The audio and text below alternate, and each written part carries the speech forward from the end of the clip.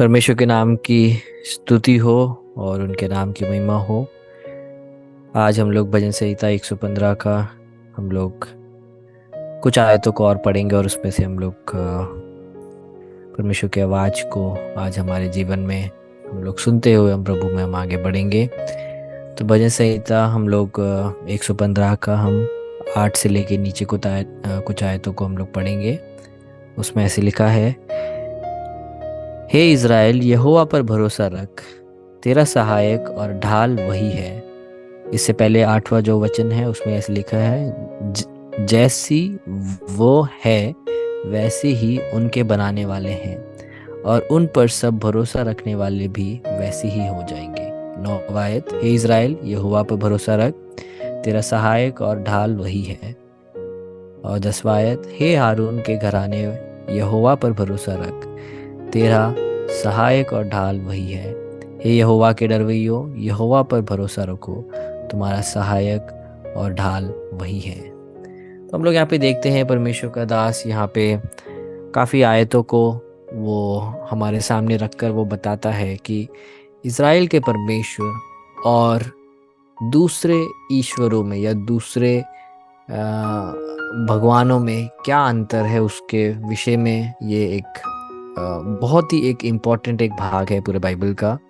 But क्योंकि भजन संहिता में है, काफ़ी बार हम उसको ध्यान नहीं देते हैं। तो यहाँ पे अगर आप उसके चौथे अध्याय से लेके अगर आप चौथे आयत से लेके अगर आप 8वें आयत तक पढ़ोगे तो उसमें लिखा हुआ है, तो उसमें क्या है जो इज़राइल का परमेश्वर और जो अन्य देवी देवता हैं उसके साथ प्रभु को रख के जब बात किया जा रहा है तो क्या अंतर बताया जा रहा है। यहाँ पे बोला जा रहा है कि अन्य देवी देवताओं के पास उनके पास मुंह है परंतु वो बोलते नहीं हैं, उनके पास आंखें हैं वो देखते नहीं हैं, उनके पास पैर हैं वो चलते नहीं हैं, उनके पास हाथ है परंतु वो हमें स्पर्श नहीं कर सकते हैं, और उनको जो बनाते हैं वो अपने हृदय के अनुसार एक आकार उन्हें देते हैं। तो परमेश्वर के संदर्भ में जब हम लोग बाइबल पढ़ते हैं, इंसान परमेश्वर को नहीं बनाता है, इंसान परमेश्वर को रूप नहीं देता है, परंतु परमेश्वर ही हैं जिन्होंने इस इंसान को बनाया है। और बाइबल बताती है कि उन्होंने हमें मिट्टी में से हमें बनाया, हमें हमें उन्होंने आकार दिया और हमें उन्होंने अपने स्वरूप में और अपने महिमा के अनुसार, अपने इच्छा के अनुसार उन्हें हमें बनाया। तो अभी यहाँ पे भजनकार इजराइलियों को ये चीज़ याद दिला रहा है कि हम इसलिए नहीं कि हम कुछ बड़े व्यक्ति हैं या हमारा हमारा पैसा है जिसकी वजह से स्वर्ग भी चलता है, परंतु प्रभु इसलिए काम करते हैं क्योंकि प्रभु हमसे प्रेम करते हैं। वो याद रखते हैं कि हम मिट्टी ही हैं। अगर उन्होंने इस बात को अगर वो भूल जाए, मेरे प्रियो, हम में से कौन प्रभु की उपस्थिति में खड़ा रहता है। प्रभु हर चीज़ को याद रखता है। तो इजराइलियों को बोला जा रहा है कि संसार के ईश्वरों के हिसाब से नहीं प्रभु को तुम्हें समझना है, प्रभु को तुम प्रभु के वचनों से समझना है। और 8वें वचन में लिखा है कि जैसी वो है वैसे ही उनके बनाने वाले हैं, कि जो मूर्त को बनाते हैं, जो अपने अनुसार वो देवताओं को बनाते हैं, यहाँ पे बोला जा रहा है कि वो भी उन्हीं के समान बन जाते हैं। मतलब उनके ऊपर जो भरोसा रखता है, उनका जो भरोसा है वो आगे जाके हिल जाएगा क्योंकि उन्होंने खुद उस चीज़ को बनाया है। परंतु जो इज़राइल के परमेश्वर के ऊपर विश्वास करता है, वो यहाँ पे लिखा हुआ, हे इज़राइल, यहोवा पर भरोसा रख, तेरा सहायक और ढाल वही है। तो यहाँ पे इज़राइल को याद दिलाने की कोशिश की जा रही है कि तू अपने ऊपर भरोसा मत रख। तू अन्य जातियों की तरह उनके उनके हाथों के कलाकारी के निमित्त उन्होंने सोने चांदी और उन्होंने ये पेड़ को उन्होंने काट के उसको जो आहार दिया है, उसको जो एक आकार दिया है, उसके सामने वो दंडवत करते हैं। पर तुम वैसे नहीं हो, तुम्हें प्रभु ने अलग किया है और प्रभु ने तुम्हें बनाया है। तुम प्रभु को नहीं बनाते हो, तुम प्रभु को नहीं चलाते हो, प्रभु तुम्हें चलाता है।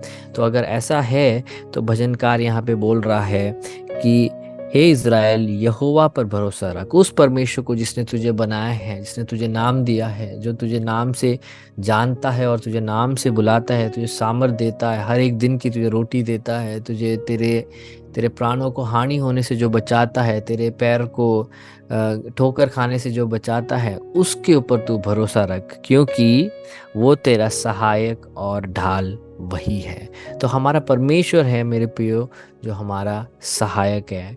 तो सहायक का मतलब क्या है? जो हमें कभी ज़रूरत होती है और हम जिसकी ओर हम सबसे पहले हम पुकार लगा सकते हैं, वो हमारे लिए एक अच्छा एक सहायक बनता है, जो हमारी दुर्बलता में हमें मदद करे, हमें हमारी परेशानी के वक्त में हमें एक अपने हाथों के द्वारा, अपने कामों के द्वारा हमें हमें सहायता करे, वो एक सहायक होता है। और यहाँ पे इज़राइल के लोगों को याद दिलाया जा रहा है कि प्रभु तुम्हारा वो सहायक है। और उसके साथ वो दूसरा बोल रहा है कि प्रभु तुम्हारा ढाल भी है। ढाल का क्या मतलब है? जब शत्रु अपने अस्त्रों को इस्तेमाल कर कर, अपने हथियारों को यूज़ कर कर जब हमारे खिलाफ जब वो चलाता है, तो परमेश्वर क्योंकि ढाल है तो हमें नुकसान नहीं होता है। तो हमें नहीं लगता है, वो ढाल हमारे लिए क्या कारण बनता है? हमारे लिए सुरक्षा का कारण बनता है। और जो हथियार का जो हमला हमारे ऊपर होना था, वो उस ढाल के ऊपर होता है। और वो ढाल इस तरीके से रचा जाता है कि वो हमारे ऊपर डैमेज होने से बचा सके। तो यहाँ बताया जा रहा है कि परमेश्वर वैसे ही हमारे ढाल है, वो हमें बचाते हैं, वो हमारे ऊपर क्या कहते हैं, कोई विपत्ति आने से हमें छुड़ाते हैं, हमारे साथ रहते हैं। और इसलिए इज़राइल को बोला जा रहा है कि यहोवा पर भरोसा रख, क्योंकि वो सहायक है और ढाल है। उसके बाद हे यहोवा के डरवैयो, यहोवा पर भरोसा रख, क्योंकि वो तुम्हारा सहायक और ढाल है। तो यहाँ पे अगर आप देखोगे तो 3 बार इस चीज़ को बोला गया, 9वें आयत में, 10वें आयत में और 11वें आयत में। तीनों में यही बोला जा रहा है कि परमेश्वर तुम्हारा ढाल है, परमेश्वर तुम्हारा सहायक है। तो आज जब हम लोग परमेश्वर का वचन सुन रहे हैं, हम अपने आप को हम न्याय करें, हम अपने आप को परखें कि मेरा भरोसा किसके ऊपर है। क्या मेरा भरोसा किसी इंसान के ऊपर है जो क्षण भर के लिए इस पृथ्वी पे है? क्या मेरा भरोसा अपने काबिलियत के ऊपर है कि मैं कुछ कर सकता हूँ और मैं आगे बढ़ सकता हूँ? या मेरा भरोसा अपने हाथों के अनुसार बनाए हुए चीज़ों में है क्या, जिसके ऊपर मैं भरोसा रखता हूँ? अगर ऐसा है तो बाइबल हमें बता रहा है कि हमें उन चीज़ों पे भरोसा नहीं करना है, क्योंकि संसार ऐसी चीज़ों के द्वारा चलती है। संसार का जो बातें हैं वो ऐसे चलती है, बट हमें किसके ऊपर रखना है, उसमें ये बहुत ही सटीकता से बताया जा रहा है कि हमें प्रभु के ऊपर हमें अपने आश्रय को रखना है, क्योंकि वो सहायता करने वाला है हमारा। और हम लोग देखते हैं भजनकार बोलता है कि परमेश्वर हमारा अति सहज से मिलने वाला सहायक है। तो जब हमें परेशानी होती है, सबसे पहले जो सहायता का जो हाथ लेकर आता है, जो अपने कान को लेके आता है हमारी पुकारों को सुनने के लिए, हमारी प्रार्थनाओं को सुनने के लिए, वो और सिर्फ प्रभु यीशु है। इसलिए हम लोग प्रभु पे भरोसा रखने के लिए हमें बताया जाता है। इसमें लिखा हुआ है यहोवा पर भरोसा रख। उसके बाद क्या लिखा है? हे हारून के घराने के लोगों, यहोवा पर भरोसा रख। उसके बाद लिखा है हे यहोवा के डरवैयो, यहोवा पर भरोसा रख। तो ऐसे बोलने से वो पूरे के पूरे इज़राइलियों को अपने अपने वचनों को सुनने के लिए और प्रभु में भरोसा रखने के लिए वो इस बात को वो बताता है। और मेरे प्रियो, हमको भी ऐसा करना है। हमारे परिस्थिति के बीच में, हमारे हमारे अच्छे अच्छे परिस्थिति हो या बुरे परिस्थिति हो, हमें हमारे परमेश्वर के ऊपर भरोसा रखना है, क्योंकि वो हमारा ढाल है और वो ही हमारा सहायक है। वो भी हमारा सहायक नहीं, परंतु वो ही हमारा सहायक है। वो ही है जो हमें सहायता प्रदान करता है, वो ही है जो हमें दुर्घटना के वक्त हमें बचाता है।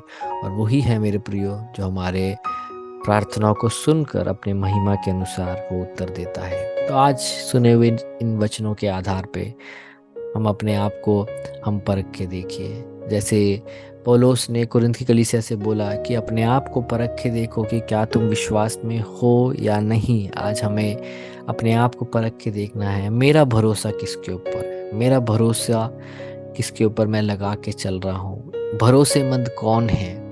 क्या प्रभु सबसे ज़्यादा भरोसेमंद है या इंसान है जो भरोसेमंद है?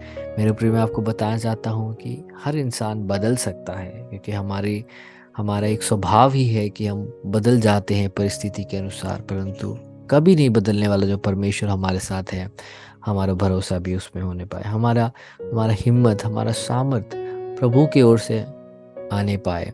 तो जो दूसरे बातों में जो भरोसा रखते हैं, उनके विश्वास से हम लोग देखते हैं, इसमें लिखा हुआ है कि वो भी वैसे ही हो जाएँगे, है ना? परंतु अगर ऐसा है तो हम जब प्रभु पे जब विश्वास करते हैं, तो हम कैसे हो जाएँगे? हमारे अंदर प्रभु के गुण आने लगेंगे, हमारे अंदर प्रभु के स्वभाव झलकने लगेगा, हमारे अंदर परमेश्वर की ओर से शांति झलकने लगेगा। हमारे अंदर परमेश्वर की ओर से पवित्रता ही हमारे कामों में, हमारे विचारों में, हमारे लेन-देन में सब आने लगेगा, क्योंकि हम जिसकी आराधना करते हैं उनके गुण हमारे अंदर आने लगते हैं। हालेलुया! इसलिए हम अगर प्रभु यीशु की आराधना कर रहे हैं, तो अभी हमें ये समझना है हमारे अंदर भी प्रभु के गुण दिखने लगेंगे। हालेलुया! उसके लिए जैसे कि मैं आपको एक उदाहरण देना चाहता हूँ, जब हर दिन जब सुबह-सुबह आता है, वो ढिंढोरा पीट कर नहीं आता है कि सब लोग उठ जाओ मैं आ गया और मेरे जूती को देखो, परंतु हम क्या देखते हैं? वो सिर्फ़ आता है और हम उसकी महिमा को देखते हैं। एक मसीही व्यक्ति भी ऐसा होना चाहिए, अपने अच्छे कामों की ओर, अपनी सेवकाई की ओर ढिंढोरा पीटने वाला ना होने पाए, परंतु यीशु मसीह कहते हैं कि तुम ऐसे सिद्ध बनो कि तुम्हारे भले कामों को लोग जब देखें, वो तुम्हारे परमेश्वर की स्तुति करने पाए। हालेलुया! हमारी प्रार्थनाएँ, हमारे हर एक चीज़ एक ही मकसद है उसका, कि संसार देखने पाए कि हमारा प्रभु कितना महान है। और जैसे मैंने आपको थोड़ी देर पहले बताया, जब हम प्रभु की आराधना करते हैं, उनकी उपासना करते हैं, उनके वचन का अध्ययन करते हैं, हमारे जीवन में एक परिवर्तन आता रहता है और हम भी प्रभु के महिमा के अनुसार, प्रभु के स्वभाव के अनुसार, प्रभु के सोच के अनुसार हम भी बदलते रहते हैं। हम लोग हर कोई अपने आँखों को बंद करे और हम प्रार्थना करें कि प्रभु मेरे स्वभाव को तू बदल दे प्रभु। प्रभु, मेरा भरोसा भी आप पे है और मुझे पता है कि आप ही मेरे ढाल हो। आप विश्वास योग्य भी हो प्रभु, और आप सर्वशक्तिमान भी हो कि आप बचा सकते हो, आप मुझे सुरक्षित रख सकते हो। उसके लिए मैं धन्यवाद करता हूँ, प्रार्थना करते हैं। पिता परमेश्वर, सुंदर अवसर के लिए धन्यवाद करते हैं। आपने अपने वचनों को हमारे मध्य में भेजा, उसके धन्यवाद करते हैं परमेश्वर। हमारा विश्वास हमारे कर्मों में दिखने पाए, क्योंकि कर्म बिना विश्वास अनहोना है, वो मरा हुआ है, आपका वचन बताता है। परमेश्वर, हमारे विश्वास को हमारे कामों के द्वारा, हमारे सोच के द्वारा, हर एक तरीके से आप पे जो विश्वास है, जो सिद्ध विश्वास है, वो लोगों को दिखने पाए। आपसे प्रार्थना करते हैं। सारा आदर महिमा आपको देते हैं और ये प्रार्थना विनती आपके पुत्र यीशु मसीह के नाम पे मांगते हैं पिता। आमीन, आमीन।